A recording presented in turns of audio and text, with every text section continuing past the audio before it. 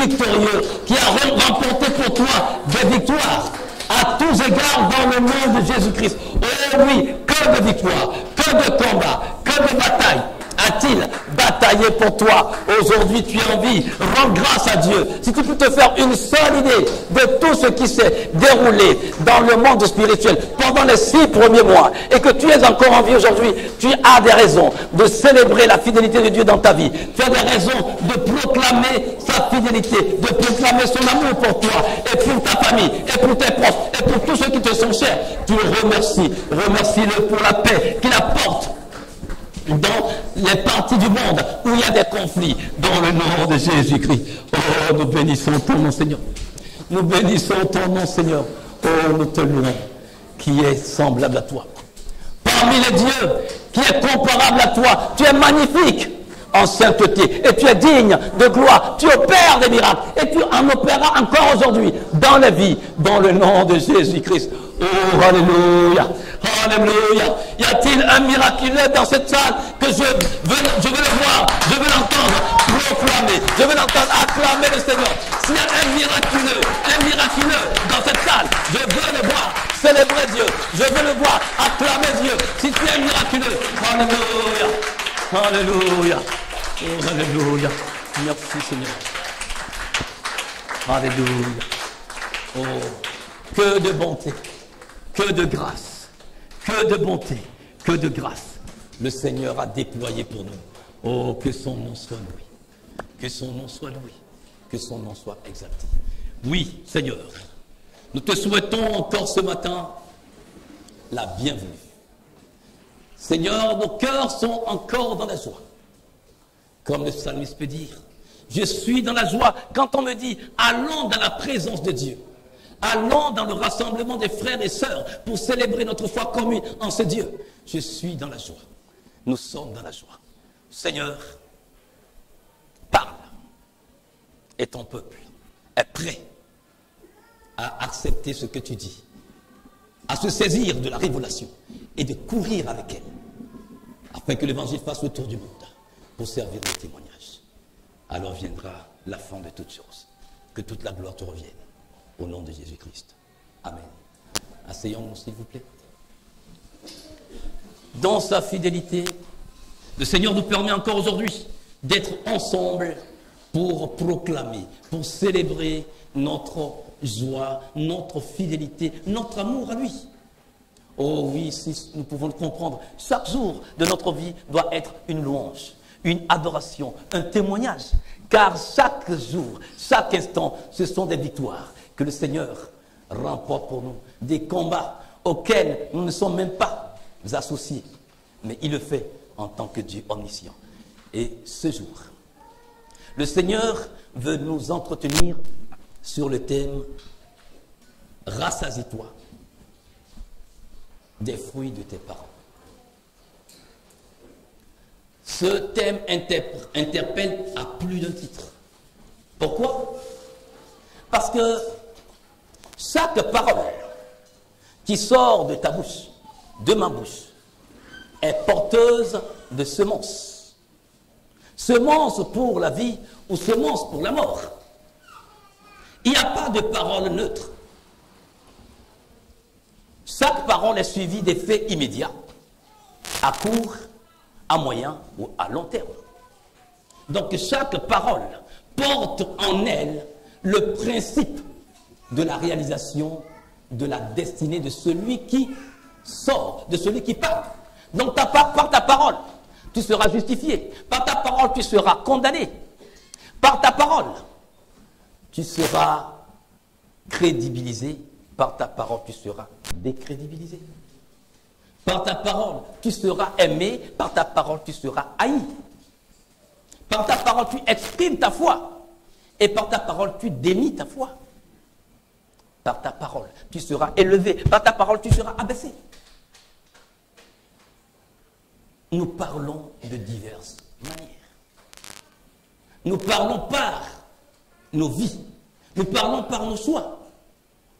Et le Seigneur te dit ce matin que du fruit de tes paroles, que ces paroles soient verbales, qu'elles soient écrites, qu'elle soit gestuelle, tu vivras.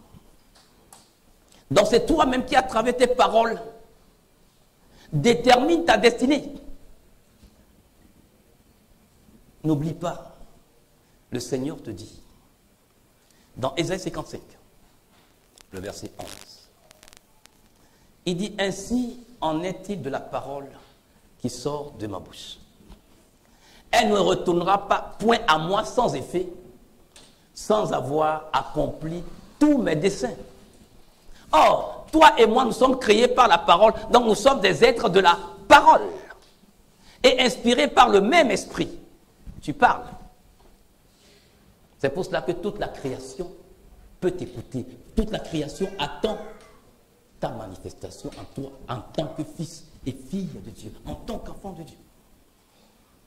Dans Genèse chapitre 1er, quand nous prenons les 3 premiers versets, il dit, au commencement, Dieu créa les cieux et la terre. La terre était désolation et vide, et il y avait des ténèbres sur la face de l'abîme, et l'Esprit de Dieu planait sur la face des eaux. Et Dieu dit que la lumière soit, et la lumière fut. Dieu envoya la parole. Dieu déclara la parole. Dieu présenta la parole. Dieu exprima la parole. Dieu introduisit la parole. Et la parole est ton esprit et vie créa. Et c'est par cette même parole que tu es créé. C'est par cette même parole que tu vis. Nous ne pouvons pas imaginer le pouvoir de la parole. La puissance que détient la parole. C'est pour cela que j'ai dit en introduction, il n'y a pas de parole neutre. Chaque parole qui sort de ta bouche doit atteindre un objectif. C'est comme une missile que tu lances. C'est comme une balle d'une arme puissante. C'est comme un fusée que tu lances. Elle doit aller et atteindre son objectif, son orbite, avant de s'arrêter. Et en tant que des êtres de la parole, à plus forte raison, puisque nous sommes animés par l'esprit de la parole, nous devons comprendre que chaque parole porte en elle sa semence. Toute parole porte en elle un germe. Le germe, semence de vie, le germe, semence de mort. C'est pour cela que dans Jean chapitre 6, le verset 63, le Seigneur, s'adressant à ses disciples, il dit, les paroles que je vous ai dites sont esprit et vie. En tant que chrétien, animé par le Saint-Esprit, l'esprit vivifiant, toute parole qui sort de moi a un impact. Je dois comprendre à partir de ce moment que je sème pour mon avenir et pour l'avenir de ma progéniture. Alors, frères, sœurs en Christ, chers parents, apprenez à semer de la vie dans la vie des enfants, dans la vie des autres. Des fois, dans la nervosité. Des paroles fusent de partout. Si ces paroles sont en accord avec la parole de Dieu, Dieu les réalisera. Mais si ces paroles ne sont pas en accord avec la nature de Dieu, c'est le monde des ténèbres qui les réalisera de toutes les manières, puisque de toute façon, la création dans son ensemble attend des ordres venant des fils de Dieu que nous sommes. La parole est fédératrice. Elle unit. Rappelez-vous, lors de la construction de la tour de Babel, c'est une seule personne qui a pris l'initiative. Puisque la parole de Dieu dit, déjà à partir du verset 1er, que toute la terre parlait une seule langue et utilisait les mêmes mots. Et une Une seule personne s'est levée et dit, mais puisque nous parlons la même langue et que nous utilisons les mêmes mots pour nous exprimer, pour que nous ne soyons pas dispersés sur la face de la terre, faisons des briques, construisons une tour dont le sommet toise Dieu. Ainsi nous ne serons plus dispersés. Il est dit que Dieu est descendu pour voir l'ouvrage. Et s'est dit, tiens, ce que ces hommes ont entrepris. Étant un même cœur, une même âme, un même esprit, personne ne peut les arrêter. Si ce n'est Dieu lui-même. C'est à partir de ce moment que Dieu a confondu leur langage pour qu'ils ne se comprennent plus. S'il n'y avait pas eu ce projet de la construction de la tour de Babel, toute la terre parlerait aujourd'hui une seule langue. Mais Dieu les a dispersés. Oui, quelqu'un dira, mais pourquoi est-ce que Dieu a fait ça? C'était contraire à la volonté de Dieu. Puisque Dieu a dit, multipliez-vous, remplissez la terre et dominez-la. Mais eux sont restés à un seul endroit pour dire, c'est bon pour nous, nous restons ici. Mais, alors non, ce n'est pas le plan de Dieu. Il dit, mais écoute, je vais vous disperser, vous ne vous comprenez plus. Donc là, chacun va se disperser. Pourquoi mon plan de conquête de la planète que j'ai créé pour ma gloire se réalise? Dieu ne fait rien. Rien. La parole forge ta destinée. La parole assoit ta destinée. Elle accouche ta destinée. Elle travaille pour accoucher ta destinée jour après jour. Vous vous rappelez Jacob et son frère Ésaü. Leur père, Isaac, voulant mourir, a dit à Ésaü, j'aime bien manger de la viande, mais du gibier qui est chassé dans les brousses. Fais-moi un bon repas, je le mange, et après, je vais te bénir. Heureusement que Dieu, qui est omniscient, a permis que Rebecca entende ça. Rebecca s'est dit, mais tiens, Dieu, tu m'as dit des deux jumeaux là, que je portais dans mon sein à l'époque. Ils se bataillaient dans mon sein. Je t'ai consulté, tu m'as dit qu'il y a deux nations, deux peuples qui sortiront de moi. Mais le plus âgé sera assujetti au plus petit. Et se trouve qu'Ésaü est l'âgé et le cadet se trouve être Jacob. Donc c'est Ésaü qui sera assujetti à Jacob. Mais si son père lui donne la bénédiction aujourd'hui, ça veut dire que tout est raté. Dieu te fait des promesses, mais tu dois travailler avec Dieu pour que tes promesses se réalisent. Non, Dieu même, c'est toi-même qui as dit. C'est toi-même qui as, à travers ce prophète, à travers cet homme de Dieu, prophétisé sur ma vie, dit ceci, alors je croise les bras. Tu risques de faire mentir Dieu.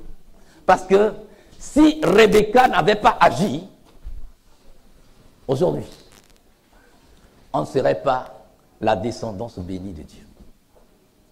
Donc Rebecca a dit à Jacob, ton père va mourir bientôt, mais il veut bénir. Et chaque Israélite connaît la valeur de la bénédiction parentale. C'est pour cela que la parole te dit, honore ton père et ta mère, afin que tu vives longtemps sur la terre que Dieu t'a donnée. Quand les pères sont dans la volonté de Dieu, tout ce qu'ils déclareront sur toi se réalisera.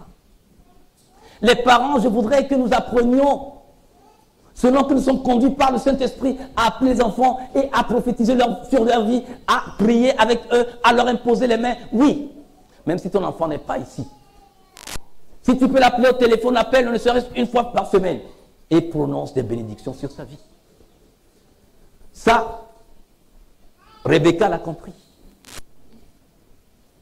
Et c'est ça qui a créé des problèmes à Jacob, qu'il a dû fuir.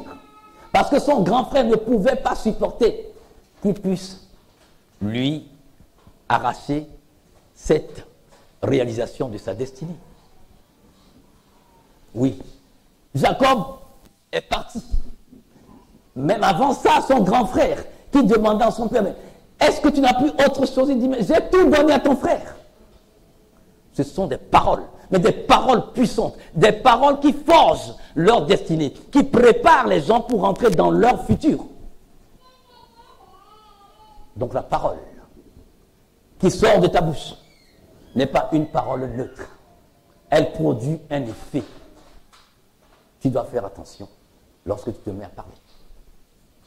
La parole aussi calme la colère et la fureur.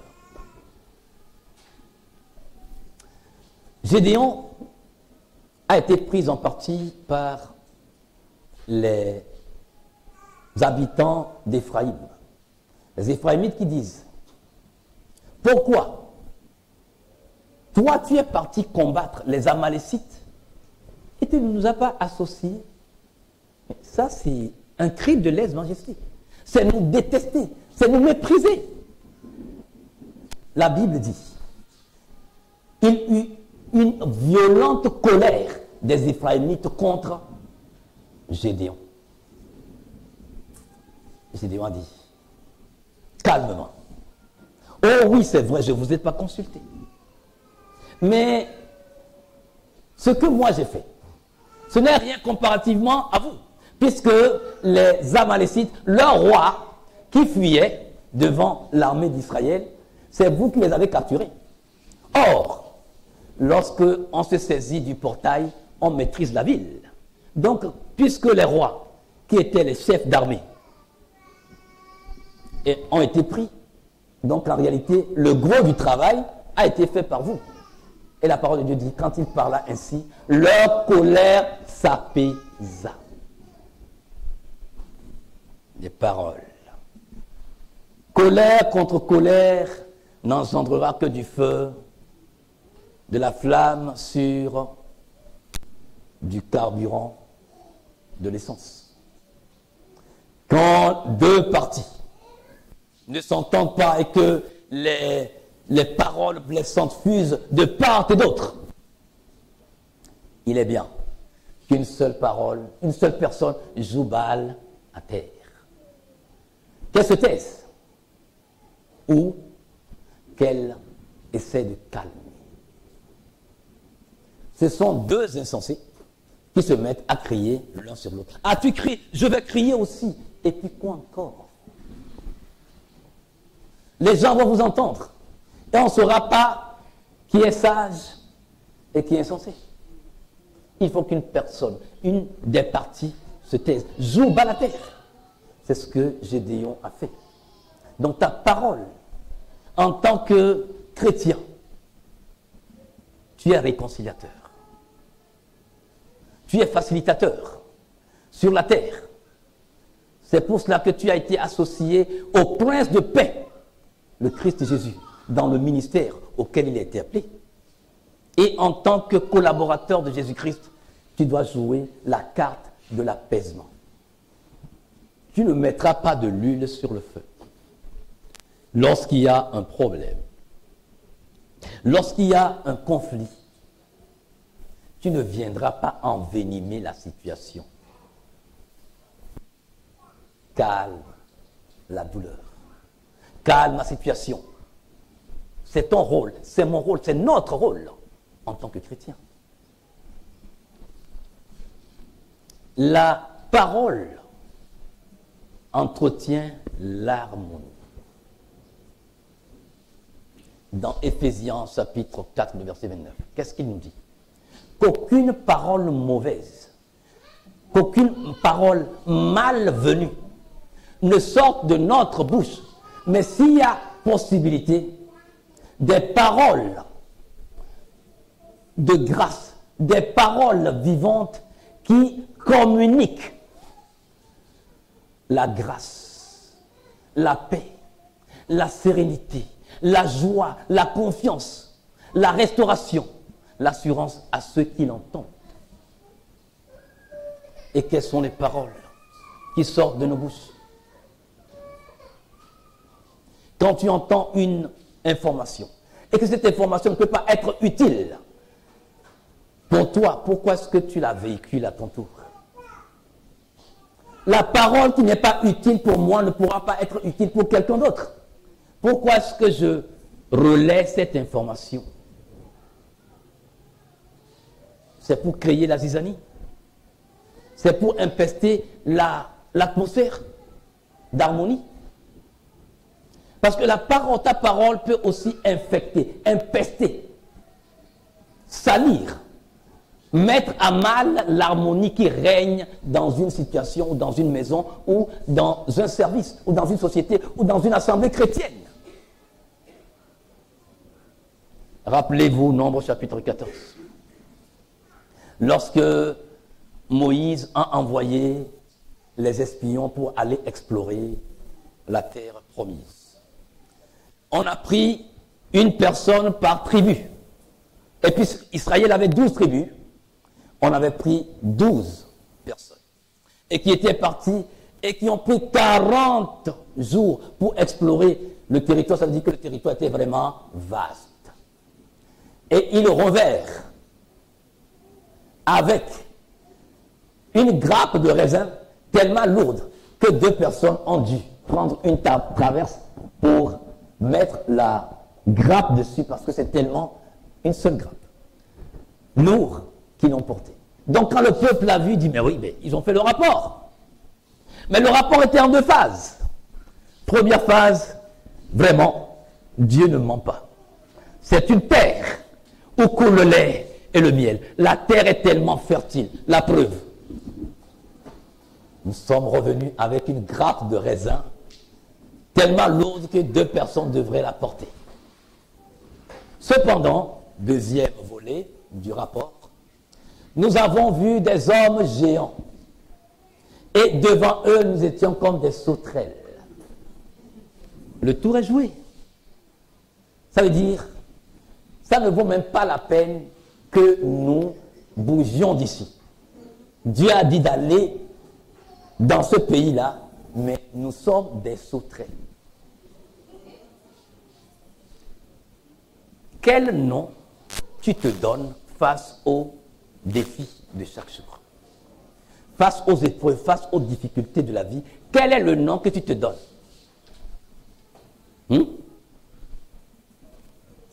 Le nom que tu te donnes, ce que tu dis face à la situation, prouve si tu peux triompher de la situation ou si tu as déjà toi-même battu en retraite. S'il dit, nous avons vu des fils d'Anakin qui sont des géants et face à eux, nous sommes des sauterelles. Qu'est-ce qu'une sauterelle peut faire devant une personne géante? Et la parole de Dieu dit, la sérénité circonstancielle qui régnait lorsque la première phase, le premier volet du rapport a été fait, a été sapé par le deuxième volet.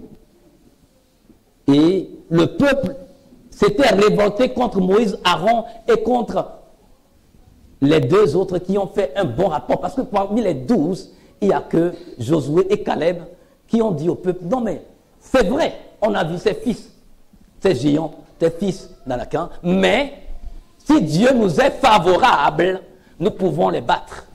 Nous pouvons venir à bout de ces gens-là. Et il menaçait de les lapider quand la gloire de Dieu s'est manifestée. Parole fédérateur ou parole de division.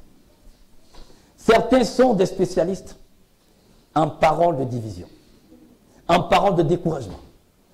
Ils sont tellement doués dedans qu'ils peuvent éteindre le feu de ta motivation. Ne te laisse pas démotiver. Quand tu es décidé, vas-y. Dieu ne te dit pas que les choses seront faciles. Non. Si c'était facile, tout le monde pourrait le faire. Et on ne parlerait pas de triomphe. C'est parce que c'est difficile que ceux qui arrivent à surmonter sont reconnus comme des vainqueurs, des héros de la foi. Donc, que ce soit pour la vie, que ce soit pour la mort, le choix t'appartient. Le choix t'appartient. Dans Deutéronome chapitre 30, le verset 19, la version d'Arbi nous dit ceci.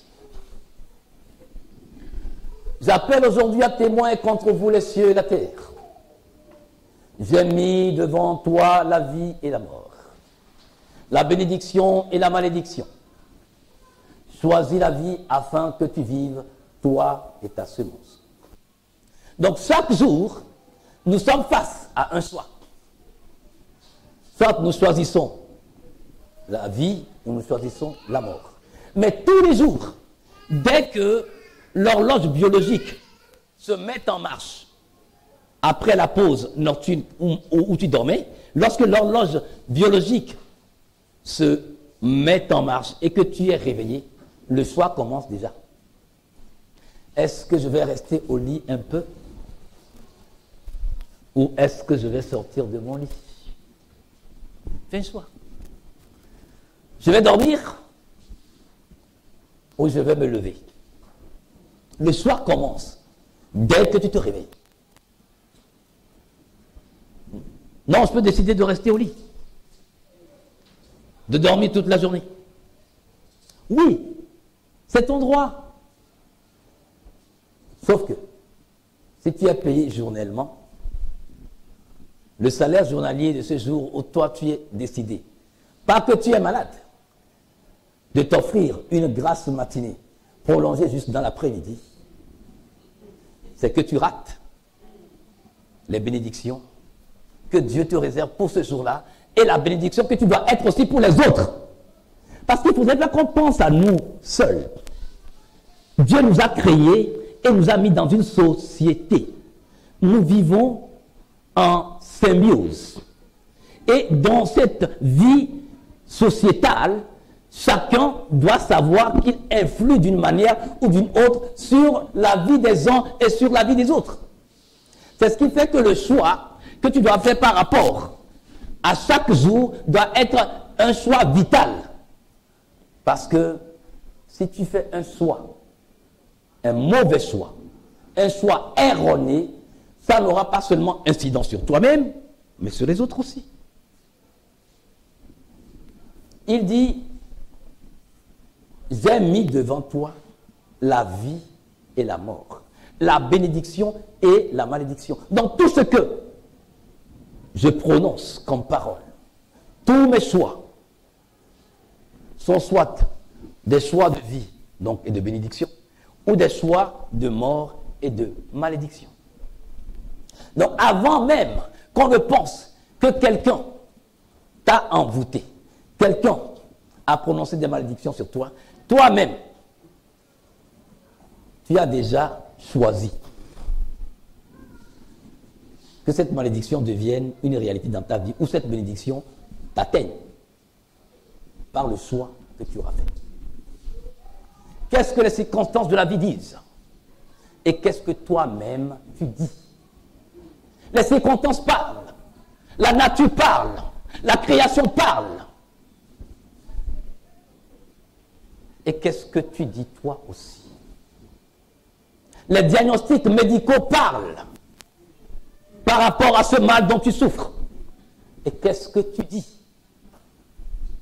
Je ne te dis pas de nier ces diagnostics médicaux posés par des spécialistes dans un domaine médical. Mais les diagnostics disent une chose.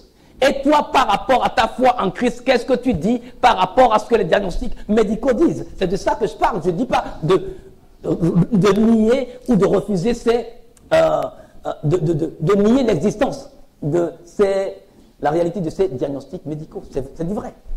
Maintenant, qu'est-ce que moi je dis? Homme de parole, femme de parole, fils de parole, fille de parole. Qu'est-ce que tu dis par rapport à ces diagnostics médicaux? Ta parole, ton attitude. Des fois, tu ne parles pas. Mais oui, dans ta pensée. Est-ce que tu as accepté ces diagnostics médicaux qui disent qu'il n'y a plus rien à faire pour toi, que tu n'en as que pour 6 mois? C'est ce que les diagnostics médicaux par rapport aux expériences des spécialistes disent. Avec cette maladie, on ne peut pas faire plus de 6 mois. Est-ce que Dieu dit? Maintenant, qu'est-ce que Dieu dit? Oui, Père, Les diagnostics médicaux disent, avec cette maladie, quand c'est diagnostiqué, on ne fait pas plus de 6 mois. Mais moi, je sais que tu es le Seigneur de la vie. Toi qui rends possible l'impossible. Toi qui as créé ce corps et qui connais tous les contours de ce corps, plus que les hommes. Tu m'as dit que ta parole est esprit et vie. Donc que la vie de ta parole affecte tout mon corps des cheveux jusqu'à la plante des pieds. Parle. Le Seigneur dit, parle toi-même pour te justifier par rapport à ce mal, par rapport à cette maladie, par rapport à ce poids qui pèse sur toi. Il dit, parle toi-même pour te justifier. Tu as des arguments pour te justifier?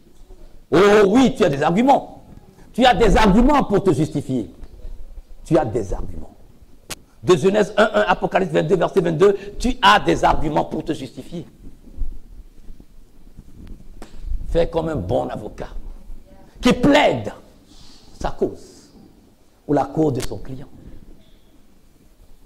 Et puisque le Seigneur sait que l'homme aura du mal à faire le choix, il lui impose le choix. Il dit, choisis la vie. Vous ne voyez pas qu'il y a un ton paternaliste là-bas? Un ton de commandement. C'est un ordre. Il dit, choisis la vie.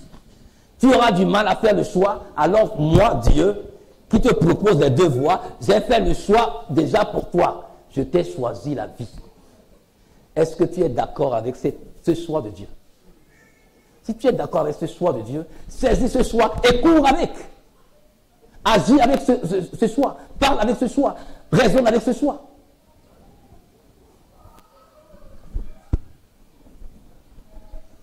Dans Proverbe 18, le verset 21, la version Semeur, voici ce qu'elle nous dit, cette version. La mort et la vie sont au pouvoir de la langue. Vous aurez à vous rassasier des fruits que votre langue aura produits. Waouh!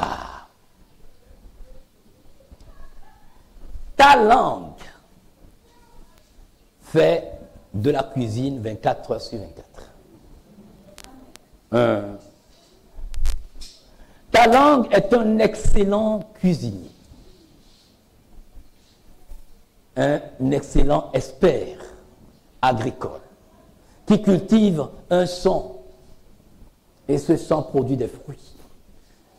Chaque jour, chaque instant de la vie, chaque heure de la journée, chaque jour de la semaine, chaque semaine des mois, ta langue sème. Ta langue produit des fruits et tu vas les manger. Et tu vas les manger. Ça me rappelle un artiste qui était mort d'une mort tragique. Il a été décapité pour une affaire familiale, dit-on d'héritage. Et à l'époque, un monsieur disait que quand on écoute les chants de l'album de cet artiste, qu'il n'est pas étonnant qu'il puisse mourir de cette mort violente. Bon, je me dis, mais comment est-ce qu'il peut parler comme ça? Bon, je ne connaissais pas vraiment l'artiste, mais j'ai eu l'occasion d'écouter certains morceaux de cet artiste. Je me dis, ah, c'est vrai.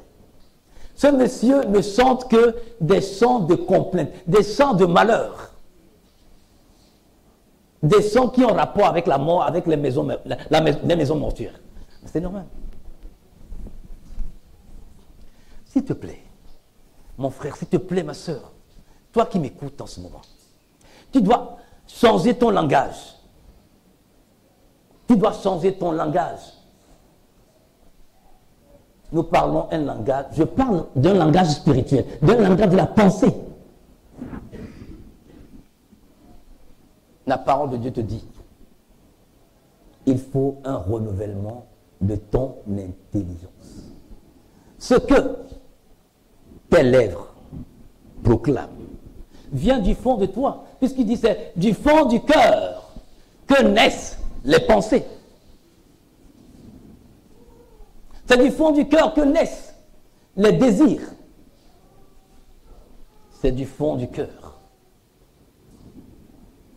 que nous parlons. C'est quand on a emmagasiné qu'on finit par l'exprimer. Donc, tu as une réserve que tu dois entretenir. Mais ma question, qu'est-ce qui est dans le grenier que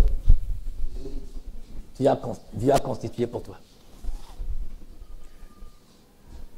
Si tu remplis ton grenier de la parole de Dieu, face à chaque situation, tu trouveras des éléments pour parler. Et tu parleras le langage de la parole. Or, il t'a dit dans Isaïe 55, le verset 11, que quand il s'agit de sa parole, quand tu la prononceras, elle ne reviendra pas à lui sans avoir accompli ce pourquoi toi, mu par son esprit, tu as prononcé. Qu'est-ce qui remplit notre grenier? Notre réserve.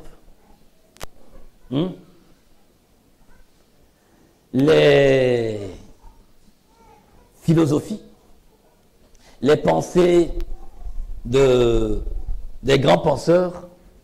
Il n'y a pas plus grand penseur que le Seigneur Jésus-Christ. Sa parole nous parle dans Romains chapitre 12, le verset 1 et le verset 2. Il dit, offrons nos cœurs, nos corps, comme un sacrifice vivant d'odeur agréable à Dieu. Et de ne pas nous couler simplement dans le moule de tout le monde. De ne pas confondre nos vies aux principes qui régissent le siècle présent. De ne pas copier les modes et les habitudes du jour. Mais d'être entièrement transformé par le renouvellement de notre mentalité, d'adopter une attitude intérieure différente, d'imprimer à nos pensées une nouvelle orientation afin que nous puissions comprendre ce que Dieu attend de nous, ce qui lui plaît et qui nous conduit à une réelle maturité. Dieu veut travailler avec toi pour que ces desseins parfaits s'accomplissent dans ta vie. Je parlais de constituer une réserve. On ne peut pas semer sans semence. Est-ce que quelqu'un peut semer sans semence? Pour semer, il te faut de la semence. Il te faut des graines. Il te faut des rejetons de souche. Maintenant, pour ce qui est de la semence, je voudrais que tu comprennes que toute parole, tout ce que tu regardes à la télé, tout ce que tu entends dans la rue, tout ce que tu écoutes comme musique, tout ce que tu fréquentes, tout ce que tu touches, constitue des paroles, des semences qui t'affectent. Maintenant, est-ce que tu as la semence? Oui. Est-ce que tu as la bonne semence? Est-ce que tu as la bonne semence?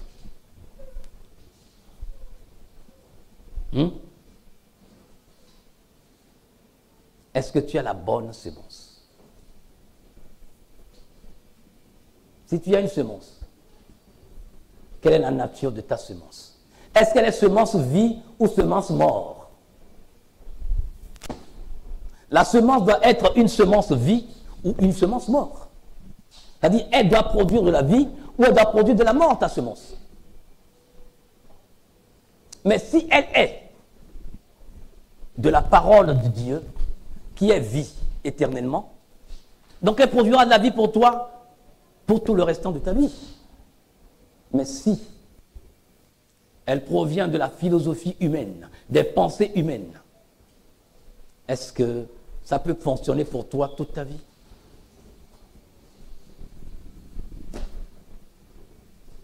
Et si tu as la semence et qu'elle est de la bonne nature, c'est-à-dire de la nature divine, à chaque fois, il faudrait que tu comprennes que tu dois t'approvisionner pour chaque saison. Chaque instant de la vie est une saison. Quand tu rates des saisons, chaque occasion est une saison. Donc, vous voyez combien de saisons nous ratons en 24 heures? Dans une seule journée, nous avons 24 heures. Et chaque instant de la vie est une saison. Chaque opportunité que Dieu te donne est une saison.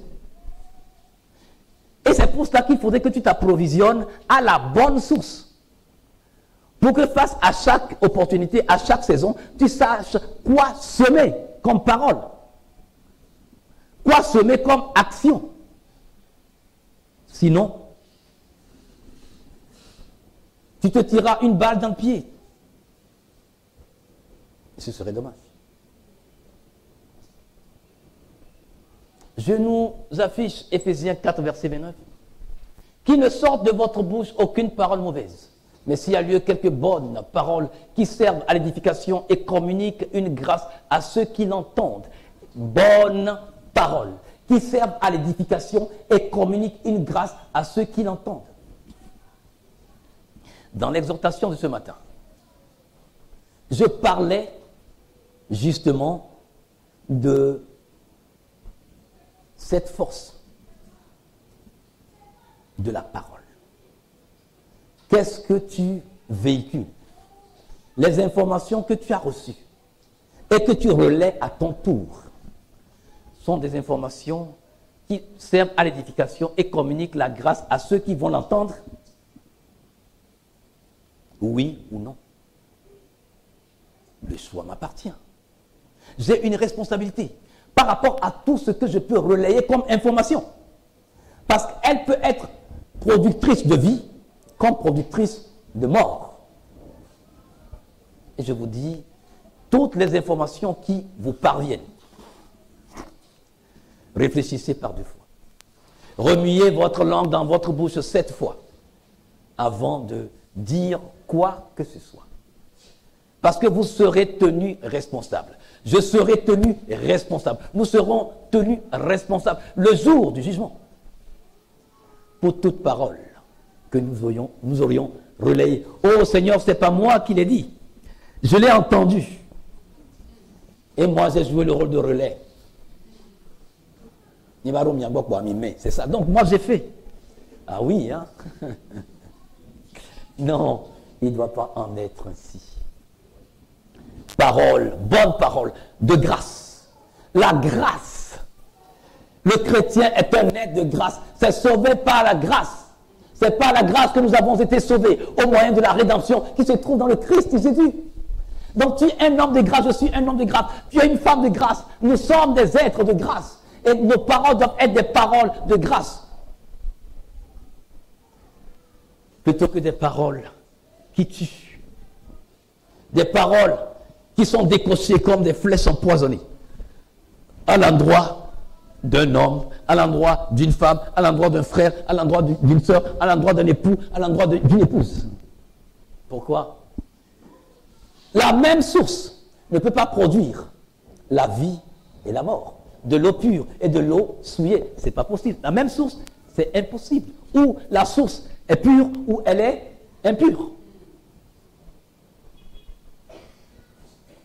Et Dieu veut que tu te positionnes ce matin clairement. De quel côté tu es? De quel côté je suis? De quel côté sommes-nous? Dans Jean chapitre 6, le verset 67 et le 69, la version Louis II, Jésus donc dit aux 12, et vous, ne voulez-vous pas vous en aller? Ne voulez-vous pas vous aussi vous en aller? Pierre lui répondit, Seigneur, à qui irions-nous? Tu as les paroles de la vie éternelle. Et nous avons cru. Et nous savons que tu es le Christ, le Saint de Dieu. Nous sommes dans un monde où le positionnement stratégique devient une urgence capitale. Je dois me positionner pour mon statut. Qui suis-je dans ce monde ou pour ne pas dire hyper connecté? Si je suis ambassadeur de qui? D'un pays? Si je suis ambassadeur de Christ, il faut que je me positionne clairement. Dans mes choix, dans mes fréquentations, dans les informations qui viennent et que je relais.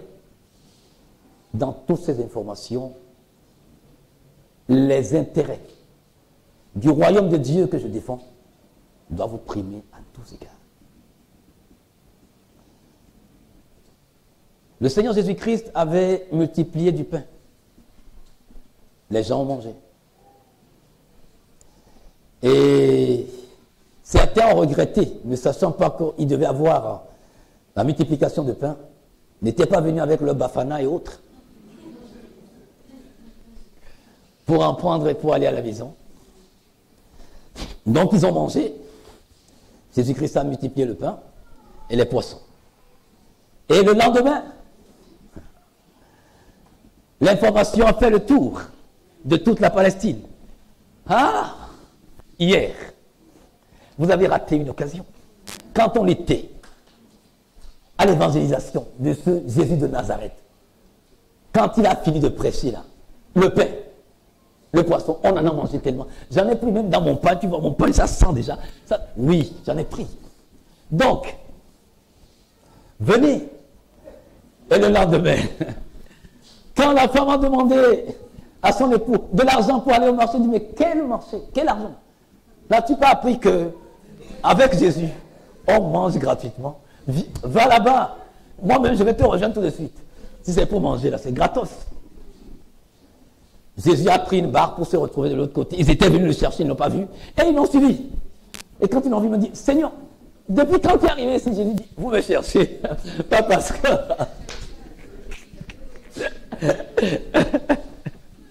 vous me cherchez. Pas parce que vous avez aimé la parole, mais parce que vous avez mangé du pain gratuitement. Il dit, à présent, aujourd'hui, je vous donne un nouveau pain. C'est ma propre chair que vous allez manger. Que vous allez manger. Et la parole dit, ils ont trouvé que cette parole était très dure. Et à partir de ce moment, une grande partie de ses disciples se sont retirés et ils n'allaient plus avec lui. C'est là qu'il s'est retourné, qu'il a vu qu'il y a 12 qui sont restés. Il dit, mais si les autres disciples sont partis, la foule aussi est partie. Pourquoi vous êtes restés? Et c'est là que le positionnement stratégique de Pierre et les autres s'est fait. Il dit, à qui veux-tu que nous allions? Ta chair, on va la manger. Ton sang, on va la boire, on va le boire. T'as les paroles de la vie éternelle. Pas le pain que nous avons mangé hier et que nous avons digéré. Et que ce matin même, avant que les gens ne viennent te chercher, ils étaient partis aux toilettes, s'en ont débarrassé. Ils ont vidé leur estomac parce qu'ils en voulaient encore. Pas de ce pain-là, mais du pain éternel que nous voulons. Tu es le Christ, tu es le Saint de Dieu. C'est pour ça que nous avons décidé de rester avec toi. Il faut que tu te positionnes.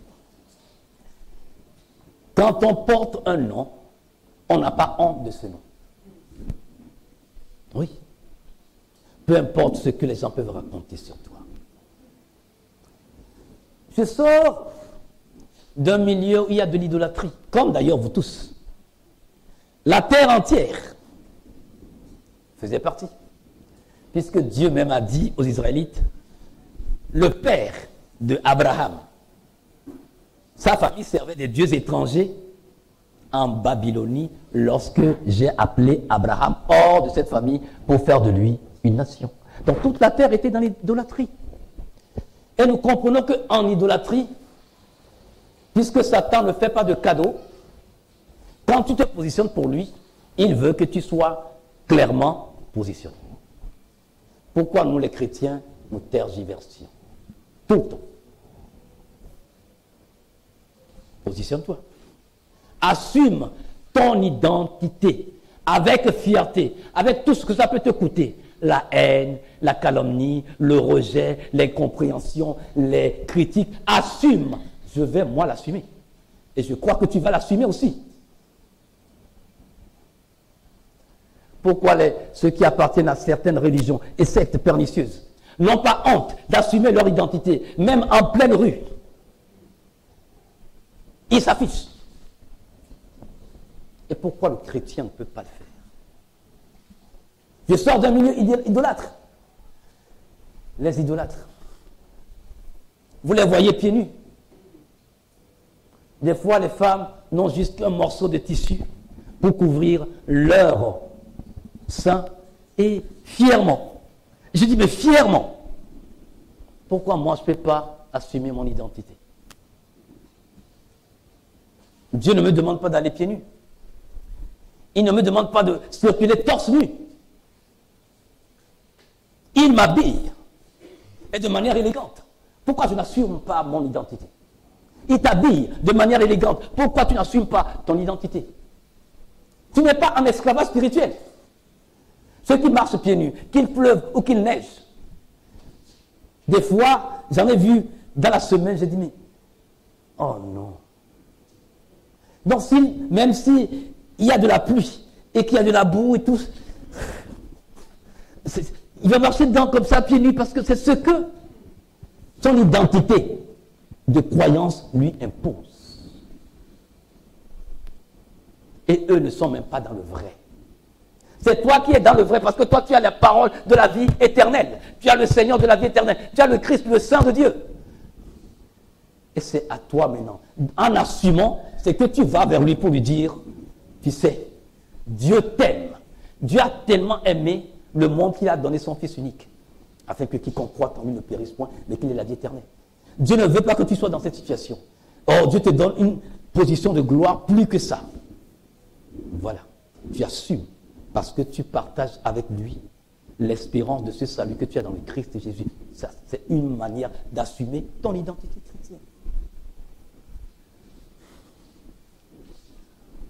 Je voudrais que nous puissions finir avec une série de requêtes, de prières. C'est ça notre réponse de foi à ce thème que Dieu a bien voulu nous donner de partager ensemble ce matin.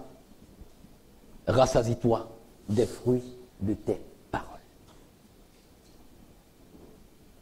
La première requête, Seigneur Esprit Saint, je suis convaincu du mauvais usage que j'ai fait de ma langue. Pardonne-moi les paroles négatives que j'ai dites. Oui, tu n'as pas fait un bon usage. Je n'ai pas fait un bon usage. Nous n'avons pas fait un bon usage de notre langue face à certaines situations.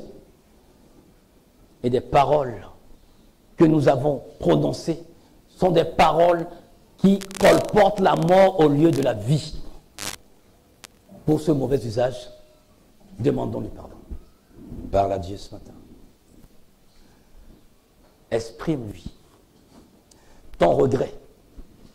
Répands ton cœur devant lui ce matin pour lui dire, Seigneur, je n'avais pas compris que ma langue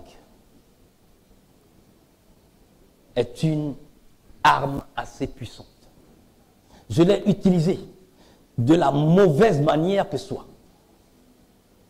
Et malheureusement, ça a causé des torts. Ça a causé des dommages à moi et des dommages collatéraux. Peu importe les raisons qui m'ont amené à faire ce mauvais usage de ma langue, mais je te demande pardon, Seigneur. Ce mauvais usage m'a amené à dire des choses négatives qui aujourd'hui se dressent devant moi comme une montagne. Des choses négatives qui se sont amoncelées sur ma vie spirituelle, au-dessus de moi, comme une épée de Damoclès, comme des nuages épais qui empêche la gloire de ta délivrance de darder ses bons rayons sur moi. Je te demande pardon. La deuxième requête. Nul autre que moi ne peut annuler l'effet destructeur de ces paroles négatives dans ma vie. Aujourd'hui, je proclame solennellement que les effets de ces paroles sont annulés dans le nom de Jésus-Christ. Annule ces paroles, parce que toi seul peux les annuler. C'est toi qui les as prononcées. Et la création qui attend des ordres venant des fils de Dieu a entendu. Et la création a commencé par œuvrer par rapport à ce que tu as dit. Arrête l'exécution de ces paroles négatives qui t'affectent et qui risquent d'affecter ta descendance innocente. Annule ces paroles. Arrête la force de propension de ces paroles nettes, afin que ces paroles ne continuent plus par produire du fruit amer dans ta vie, dans ton foyer, dans ta famille, dans le ministère auquel tu as été associé, dans ton travail. Que ces paroles ne continuent plus par te bloquer dans les bénédictions qui sont réservées pour toi. Car ces paroles ont produit des rejetons de sources et constituent des fois des forêts qui barrent la voie à la gloire de Dieu dans ta vie. Annule ces paroles.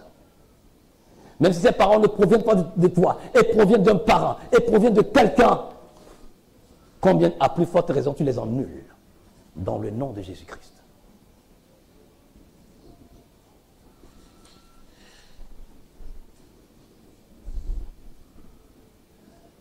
La troisième requête. Je m'inscris dans la dynamique de Romains chapitre 12, versets 1 à 2, et je décrète ma restauration à tous égards au nom de Jésus-Christ. Proclame ta restauration. Proclame la restauration de tout ce que ces mauvaises paroles ont causé dans ta vie. Ces mauvaises paroles qui ont donné droit au royaume des ténèbres d'avoir même mise sur certaines bénédictions t'appartenant, sur ta guérison. Je dis dans le nom de Jésus-Christ. Sur ta restauration, je dis restauration à tous égards, sur tous les plans. Dans le nom de Jésus-Christ.